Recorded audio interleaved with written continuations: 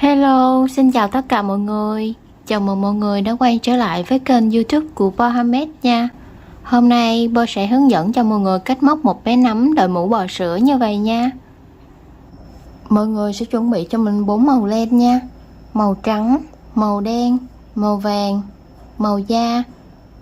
Kim móc mình sử dụng kim móc 2.5mm, kéo cắt len, kim khâu len, kim đánh dấu, một cặp mắt 4mm, một cặp mắt 5mm và một ít bông gòn bi để mình nhồi thú nha.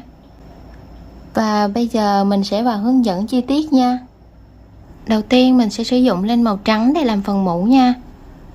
Mọi người sẽ tạo cho mình một cái vòng tròn ma thuật.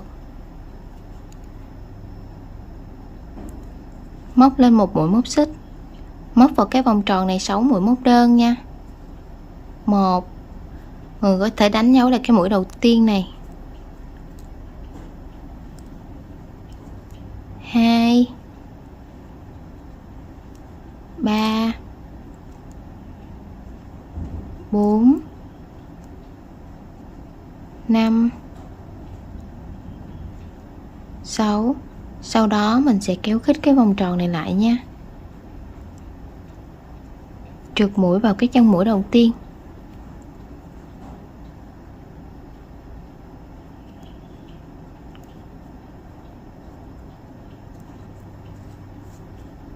Qua hàng số 2 lên một mũi móc xích. Hàng số 2 thì mình sẽ móc mỗi chân móc là 2 mũi móc đơn chung chân nha. Một mũi móc đơn nè, mình đánh dấu lại. Móc vào cùng chân móc đó một mũi móc đơn nữa.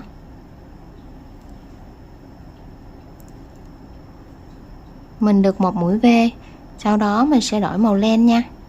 Mọi người sẽ đâm kim vào cái cạnh này và cái chân móc. Đổi qua len màu đen.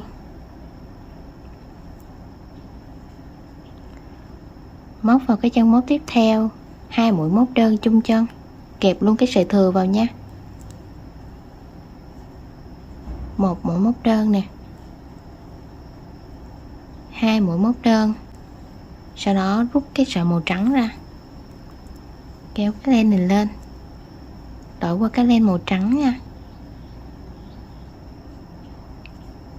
Đây mình dịnh lại như vậy nha, mình kẹp cho nó thừa ra một chút.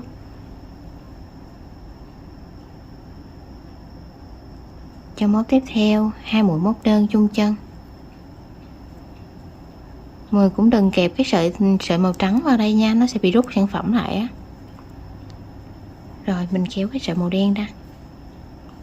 Chân móc tiếp theo 2 mũi móc đơn chung chân. Chân móc tiếp theo 2 mũi móc đơn chung chân.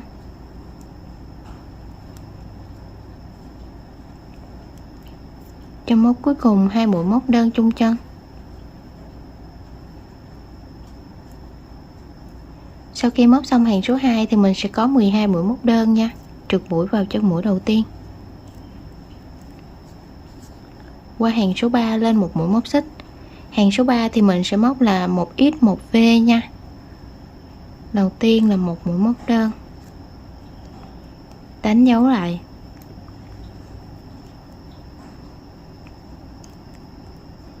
Chân móc tiếp theo 2 mũi móc đơn chung chân. Tiếp tục đổi qua len màu đen nha. Kéo cái sợi len này lên. Mình cũng sẽ để nó dư một chút nha. Mình cũng móc một x một V. Chân móc tiếp theo nè, một mũi móc đơn. Chân móc tiếp theo 2 mũi móc đơn chung chân.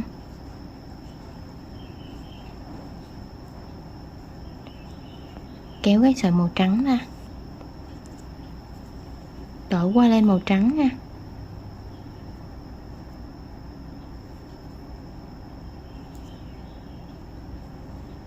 Chân móc tiếp theo một mũi móc đơn.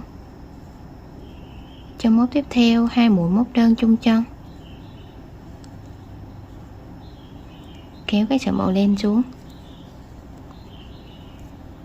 Chân móc tiếp theo một mũi móc đơn. Chân móc tiếp theo 2 mũi móc đơn chung chân. Trong móc tiếp theo một mũi móc đơn. Trong móc tiếp theo 2 mũi móc đơn chung chân. Trong móc tiếp theo một mũi móc đơn.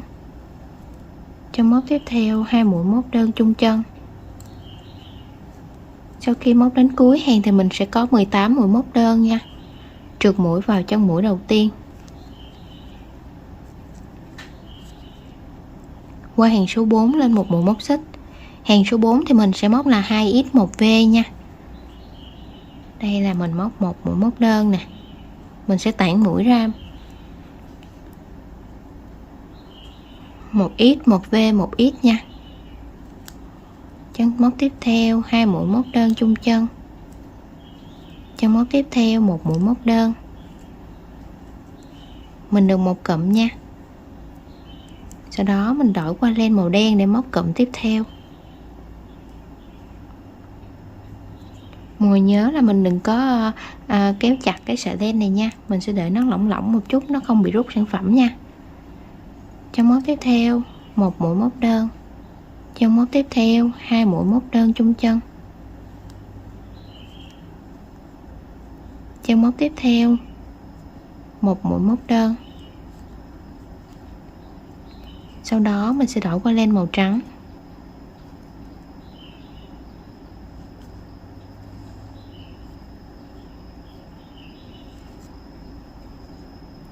Chân móc tiếp theo một mũi móc đơn. Chân móc tiếp theo 2 mũi móc đơn chung chân. Chân móc tiếp theo một mũi móc đơn. Chân móc tiếp theo một mũi móc đơn. Chân móc tiếp theo 2 mũi móc đơn chung chân. Chân móc tiếp theo một mũi móc đơn. Rồi mình sẽ cắt cái sợi màu đen này đi nha.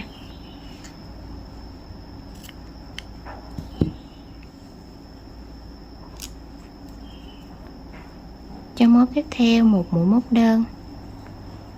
Chân móc tiếp theo 2 mũi móc đơn chung chân. Chân móc tiếp theo một mũi móc đơn. Chân móc tiếp theo một mũi móc đơn. Chân móc tiếp theo 2 mũi móc đơn chung chân. Chân móc tiếp theo một mũi móc đơn.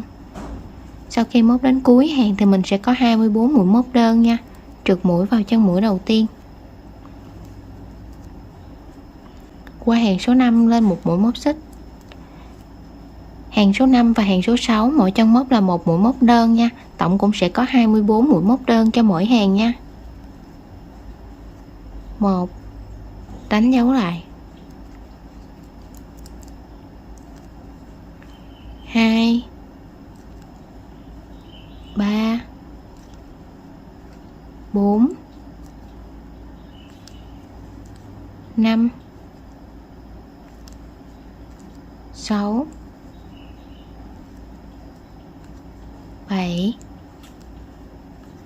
8, 9,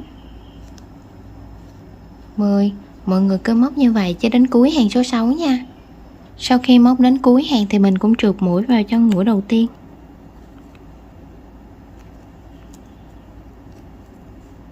Qua hàng số 7 lên một mũi móc xích.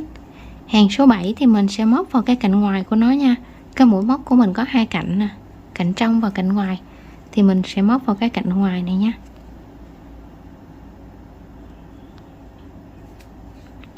Hàng số 7 mình sẽ móc là 3x1v. 1, đánh dấu lại.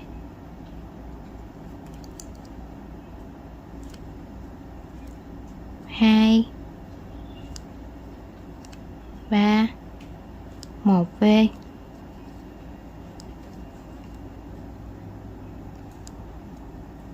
1, 2, 3, 1v.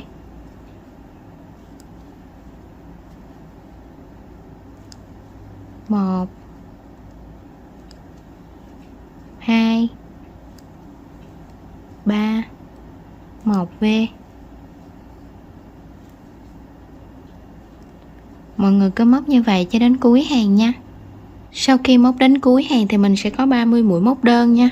Trượt mũi vào chân mũi đầu tiên.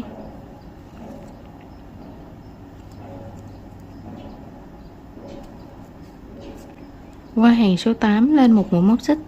Hàng số 8 thì mình sẽ móc là 4x 1v.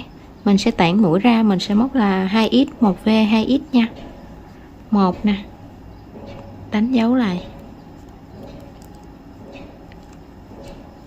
2 1v, mũi v sẽ là 2 mũi móc đơn chung chân.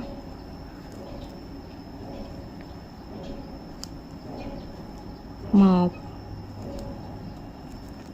2, mình được một cụm nha. Cụm tiếp theo 1 2 1v,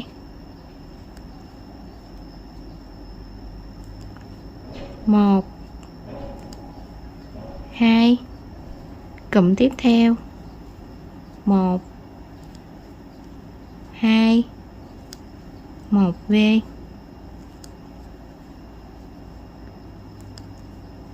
1 2. Mọi người cứ móc như vậy cho đến cuối hàng nha. Sau khi móc đến cuối hàng thì mình sẽ có 36 mũi móc đơn nha. Trượt mũi vào chân mũi đầu tiên. Sau đó mình kéo sợi ra, cắt sợi luôn nha. Mình sẽ dùng kim khâu để mình giấu sợi đi nha.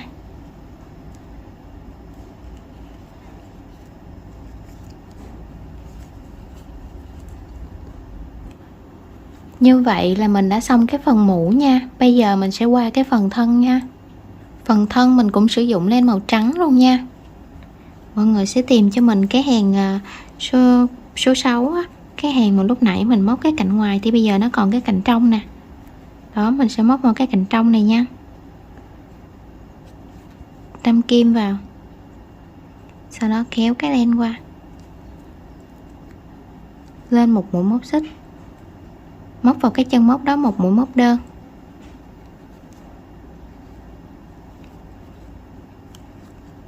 Mình kẹp luôn cái sợi thừa vào nha. Chân móc tiếp theo một mũi móc đơn. Chân móc tiếp theo một mũi móc đơn. Đánh dấu là cái mũi đầu tiên nha. Chân móc tiếp theo một mũi móc đơn. Chân móc tiếp theo một mũi móc đơn. Chân móc tiếp theo một mũi móc đơn. Mọi người cứ móc như vậy cho đến cuối hàng số 9 nha. Sau khi móc đến cuối hàng thì mình cũng sẽ có 24 mũi móc đơn nha. Trượt mũi vào chân mũi đầu tiên.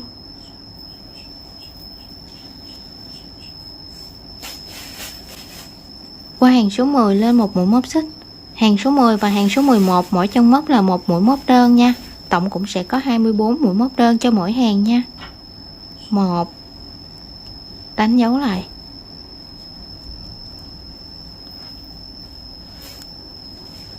2 3 4 5 6 7 8 9 10. Mọi người cứ móc như vậy cho đến cuối hàng nha. Sau khi móc đến cuối hàng số 11 thì mình cũng trượt mũi vào chân mũi đầu tiên nha.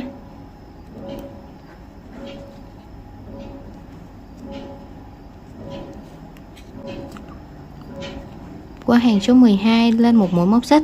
Hàng số 12 7 chân móc đầu tiên, mỗi chân móc một mũi móc đơn. 1, đánh dấu lại. Bé nhà mình nay nó không có đi học á, nên là mới ngủ dậy cái nó qua nó quậy á. 2 3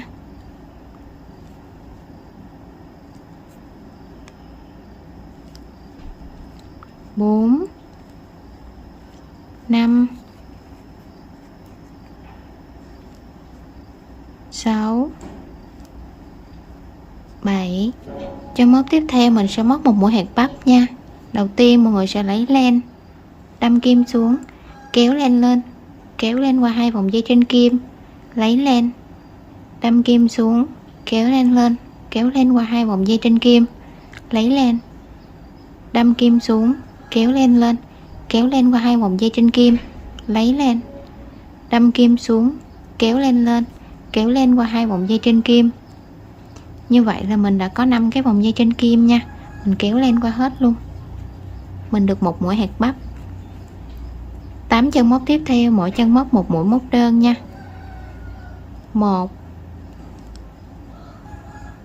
2 3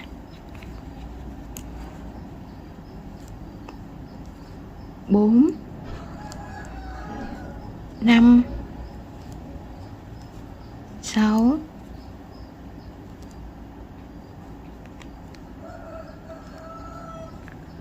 7 8. Chân móc tiếp theo mình sẽ móc một mũi hạt bắp. Đầu tiên mọi người sẽ lấy lên, đâm kim xuống, kéo lên, kéo lên qua 2 vòng dây trên kim, lấy lên, đâm kim xuống, kéo lên, kéo lên qua 2 vòng dây trên kim, lấy lên, đâm kim xuống, kéo lên, kéo lên qua 2 vòng dây trên kim, lấy lên, đâm kim xuống, kéo lên, kéo lên qua 2 vòng dây trên kim. Như vậy là mình đã có 5 cái vòng dây trên kim nha. Mình kéo lên qua hết luôn,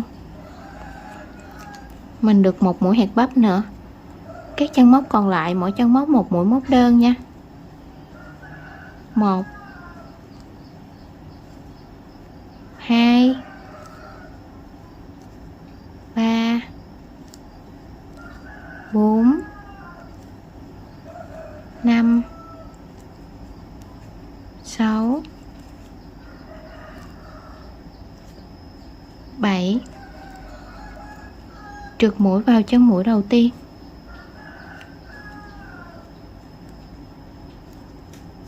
Qua hàng số 13 lên một mũi móc xích. Hàng số 13 và hàng số 14 mỗi chân móc một mũi móc đơn nha. Tổng cũng sẽ có 24 mũi móc đơn cho mỗi hàng nha. 1. Đánh dấu lại. 2 3 4 5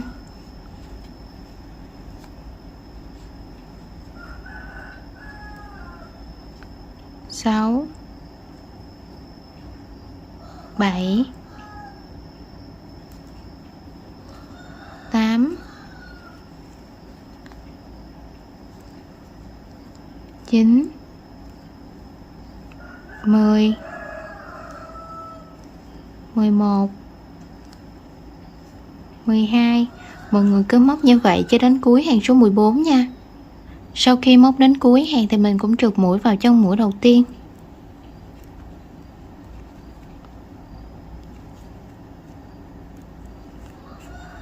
Qua hàng số 15 lên một mũi móc xích. Hàng số 15 9 chân móc đầu tiên, mỗi chân móc một mũi móc đơn. 1. Đánh dấu lại.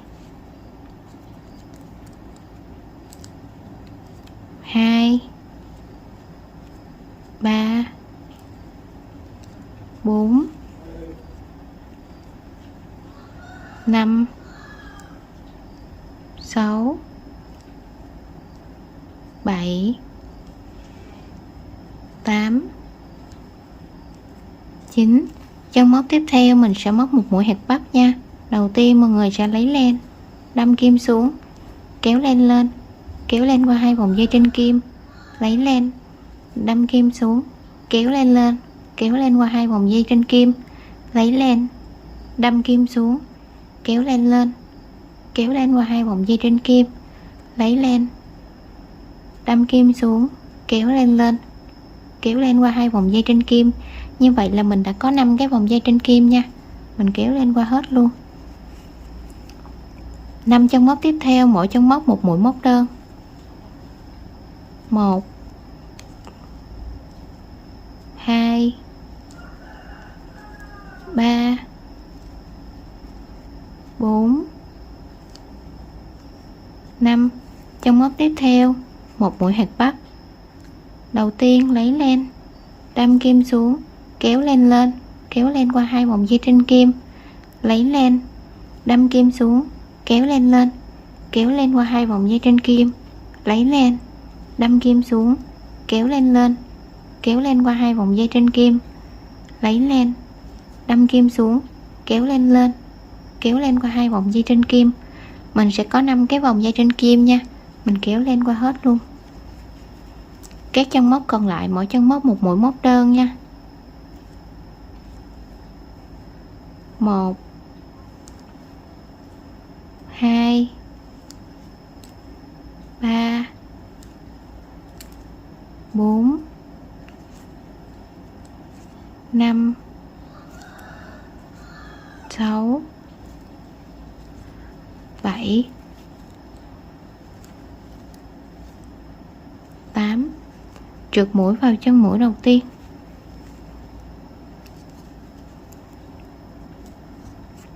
Qua hàng số 16 lên một mũi móc xích. Hàng số 16 thì mình sẽ móc là 12A, tức là mình sẽ móc 12 cái mũi giảm nha. Mũi giảm thì mình sẽ móc vào cái cạnh ngoài của nó nha.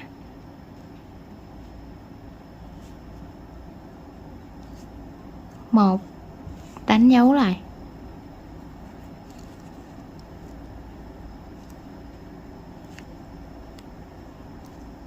2,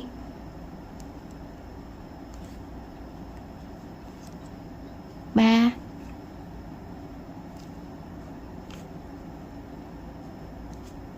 4,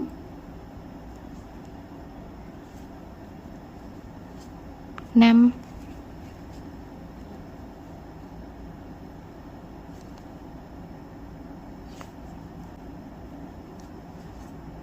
6.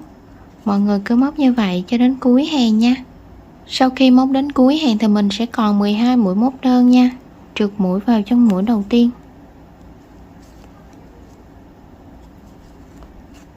lên một mũi móc xích, mình tiến hành nhồi gòn vào luôn nha.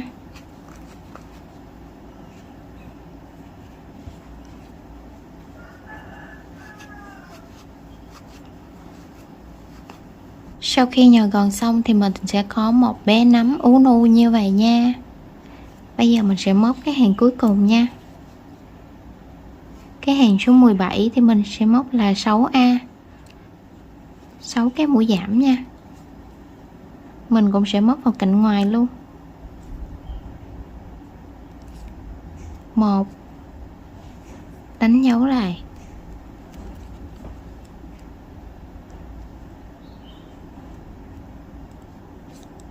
2,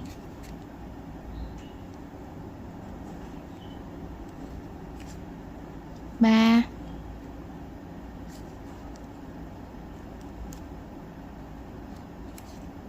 4,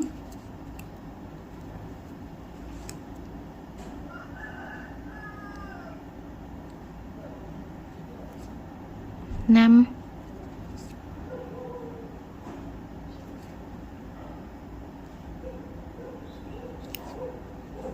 6. Sau đó mình sẽ trượt mũi vào chân mũi đầu tiên. Mình còn được 6 cái mũi đơn nha mọi người. Kéo lên ra, chừa một đoạn dài để mình khâu nha.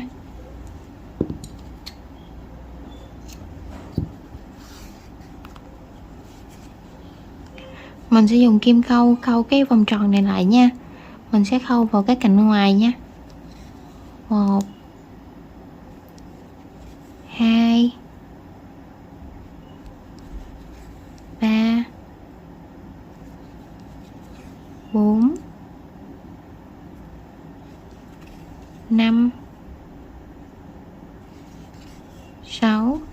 Kéo khít cái vòng tròn này lại, đâm kim xuống, đâm lên cái mũi bên cạnh,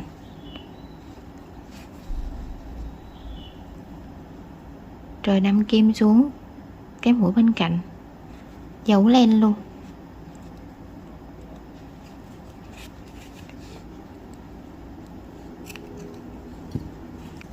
Như vậy là mình đã xong cái phần đầu và phần thân của bé nấm rồi nha.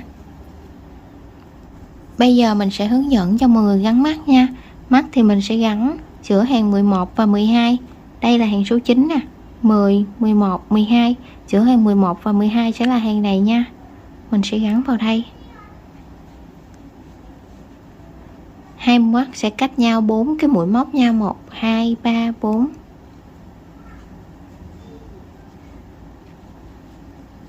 Mình sẽ gắn vào đây và đây nha. Sau khi gắn mắt xong thì bây giờ mình sẽ hướng dẫn mọi người móc cái phần tay nha. Mình sẽ sử dụng len màu trắng để móc cái phần tay nha. Đầu tiên mọi người sẽ tạo cho mình một cái vòng tròn mã thuật. Móc lên một mũi móc xích, móc vào cái vòng tròn này 5 mũi móc đơn nha. 1, 2, 3,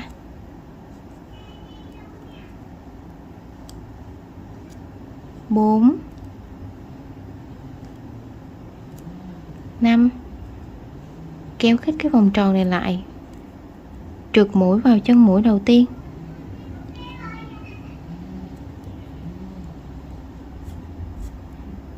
Qua hàng số 2 lên một mũi móc xích. Hàng số 2 mình sẽ móc mỗi chân móc là 2 mũi móc đơn chung chân nha.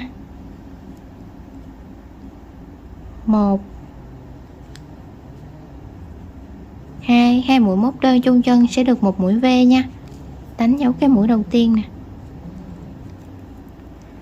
Chân móc tiếp theo 2 mũi móc đơn chung chân.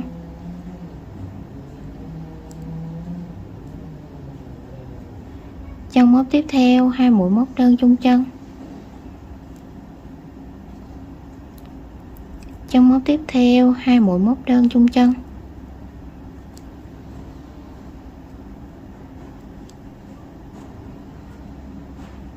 Chân móc tiếp theo 2 mũi móc đơn chung chân.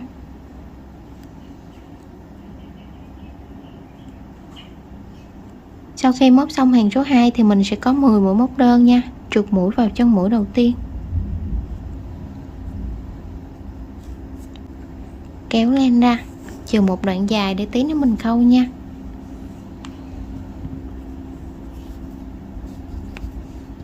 Mọi người cắt len luôn.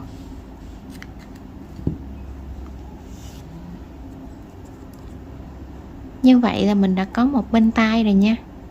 Mọi người sẽ làm cho mình thêm một cái giống như vậy nữa nha, nhưng mà mình sẽ sử dụng len màu đen nha. Đây là mình đã móc xong hai cái tay rồi nha. Bây giờ mình sẽ hướng dẫn cho mọi người móc cái sừng nha. Mình sẽ sử dụng len màu vàng để làm cái sừng nha. Đầu tiên mọi người sẽ tạo cho mình một cái nút thắt. Mình sẽ chừa một đoạn khoảng tầm 10-15 cm nha.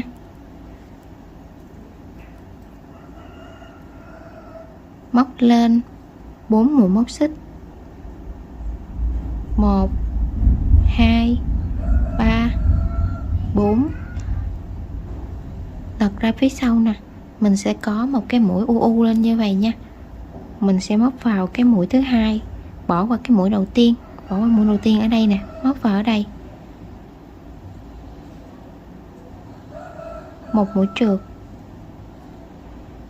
Chân móc tiếp theo, một mũi trượt. Chân móc tiếp theo, một mũi trượt. Sau đó mình kéo len ra, chừa một đoạn để tí nữa mình khâu nha. Cắt len luôn. Mình được một cái sừng nha. Mọi người sẽ làm cho mình thêm một cái giống như vậy nữa nha. Như vậy là mình đã có hai cái sừng rồi nha. Bây giờ mình sẽ hướng dẫn cho mọi người móc cái phần mũi nha. Mình sẽ sử dụng len màu da để làm phần mũi nha. Đầu tiên mọi người sẽ tạo cho mình một cái nút thắt. Móc lên 7 mũi móc xích. 1, 2, 3, 4, 5, 6, 7. Sau đó bỏ qua chân móc đầu tiên, móc vào chân móc thứ hai. Ở cái mặt phía sau nè, mình có cái cục gồ gồ lên đó, thì mình móc vào đây nha. Mình móc vào cái cục gồ gồ đây nè. Móc vào đây một mũi móc đơn. Chân móc tiếp theo, một mũi móc đơn.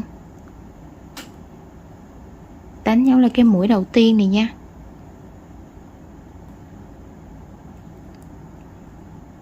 Trong móc tiếp theo một mũi móc đơn.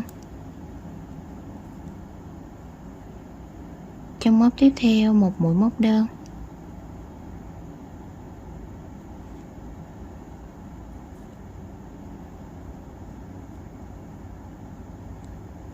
Trong móc tiếp theo một mũi móc đơn.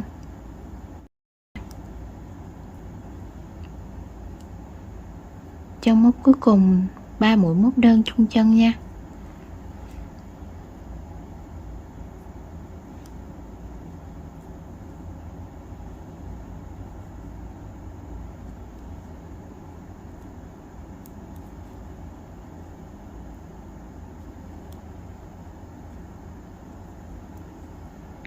Móc qua cái bên đối xứng của cái dãy bính này nha. Đây là cái mũi cuối cùng nè, đây là cái mũi tiếp theo nè. Móc vào đây một mũi móc đơn.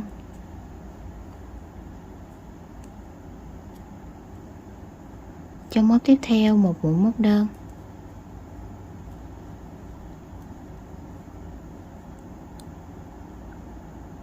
Trong móc tiếp theo một mũi móc đơn. Mọi người kẹp cái sợi thừa này vào luôn nha. Trong móc tiếp theo một mũi móc đơn.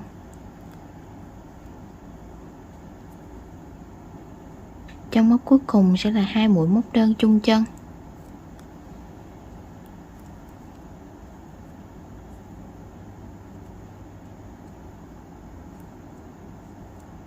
Trượt mũi vào chân mũi đầu tiên nha.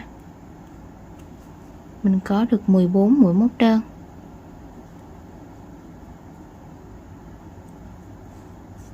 Qua hàng số 2 lên một mũi móc xích. Hàng số 2 chân móc đầu tiên là cái chân móc mà mình vừa trượt mũi vào á, thì mình sẽ móc vào đây là 2 mũi móc đơn chung chân. Đánh dấu là cái mũi đầu tiên nha.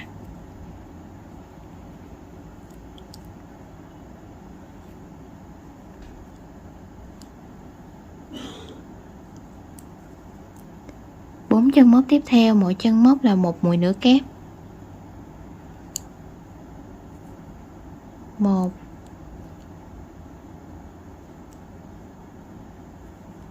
2 3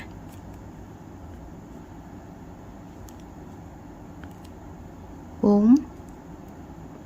Sau đó mình sẽ móc là 2 mũi móc đơn chung chân. Chân móc tiếp theo 2 mũi móc đơn chung chân. Chân móc tiếp theo 2 mũi móc đơn chung chân.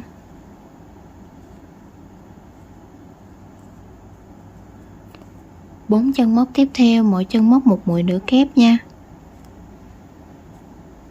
1 2 3 4. Chân móc tiếp theo 2 mũi móc đơn chung chân.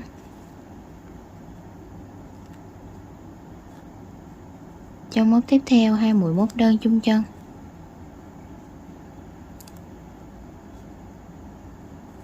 Trượt mũi vào chân mũi đầu tiên.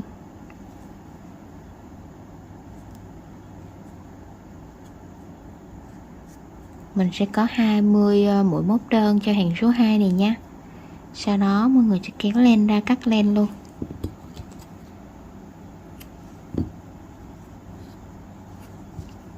Mình sẽ đưa cái sợi len ra phía sau nha.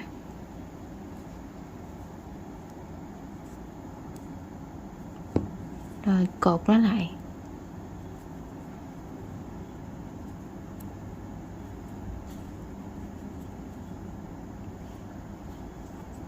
Cắt bớt đi nha.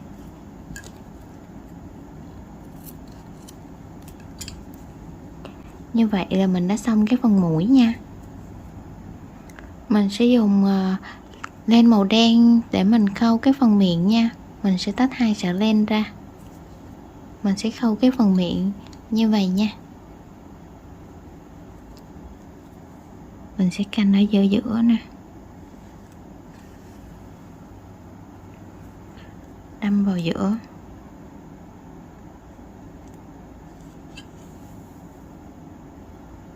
chờ một đoạn để mình cột nó lại nha.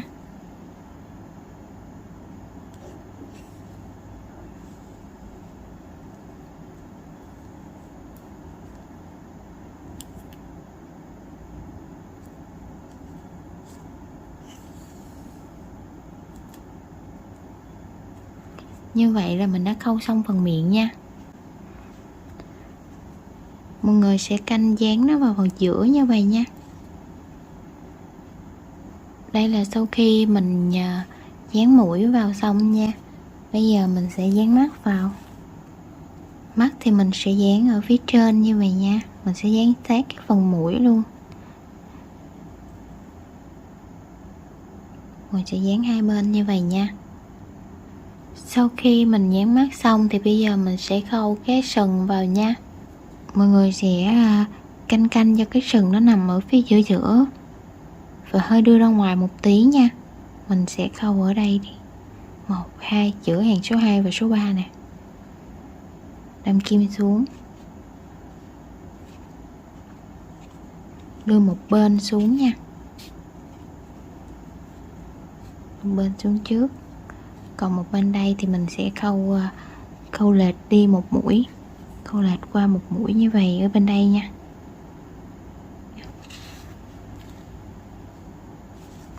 Đó. Mình cột nó lại nha.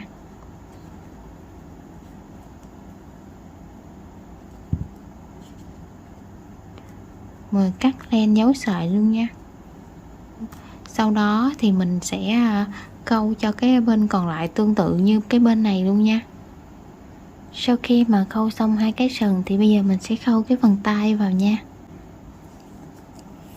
Tai thì mình sẽ gập nó lại, khâu một miếng ở đây cho nó nhíu lại như vậy nha.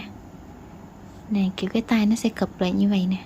Mình sẽ khâu vào dưới cái phần sừng nè, vào cái hàng dưới của cái sừng đó nha. Mình sẽ khâu sát vào đây. Bên đây mình cũng sẽ khâu tương tự như vậy luôn nha.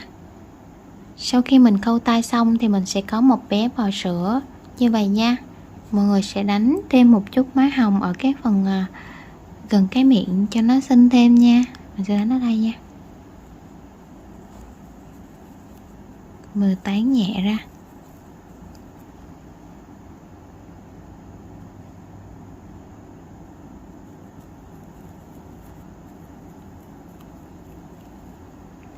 Nhạt thôi, mình đừng đánh đậm quá nha. Đó. Sau đó mình sẽ đánh thêm một chút ở đây và ở đây nữa để nhìn cho xinh hơn nha. Và video của mình cũng xin kết thúc tại đây nha. Nếu mọi người thấy hay hãy cho mình xin một like, một share và một subscribe nha. Hẹn gặp lại mọi người ở các video tiếp theo nha. Bye bye mọi người.